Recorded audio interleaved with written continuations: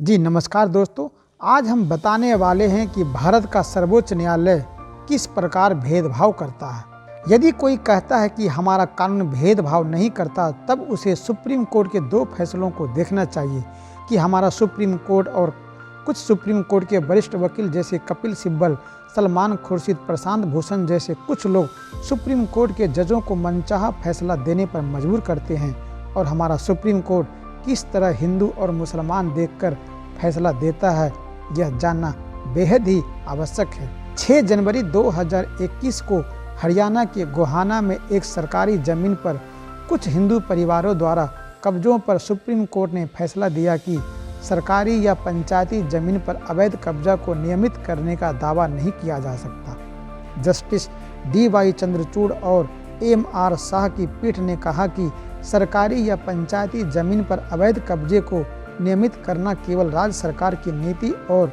नियमों में निर्धारित शर्तों के अनुसार हो सकता है।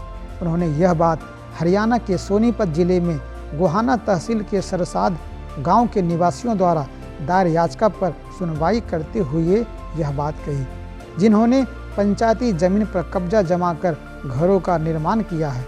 क्योंकि इस केस में सरकारी जमीन पर कब्जेदार हिंदू थे, इसलिए सुप्रीम कोर्ट ने उन्हें 2021 की ठंड में उजाड़ने का आदेश दे दिया। वहीं हल्द्वानी वाले मामले पर, जिसमें रेलवे की जमीन पर मुस्लिमों ने प्लानिंग के तहत कब्जा किया, यानी पहले कुछ मुस्लिम उत्तर प्रदेश के बिजनौर से हल्द्वानी की रेलवे जमीन पर झुग्गी बनाकर बसे। धीरे धीरे उन्होंने पक्के मकान बनाए और उसके बाद पूरे भारत से मुसलमानों को वहां बुलाना शुरू कर दिया और बसाया गया। दरअसल इनका एक ऐसा सिस्टम होता है जो हिंदुओं के डेमोग्राफी को पूरी तरह से बदलने में लगा हुआ है। अब इस मामले पर सुप्रीम कोर्ट ने कहा कि आप इन्हें इतनी जल्दी नहीं उजाड़ सकते।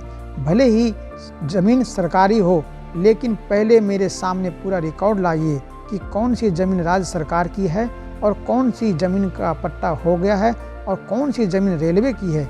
इनको कितनी बार नोटिस दिया, मतलब कुल मिलाकर सुप्रीम कोर्ट ने इस मामले को आने वाले 50 सालों तक लटका दिया है, ताकि इसके बाद लोग रेलवे की ज़मीन को आसानी से हड़प सके।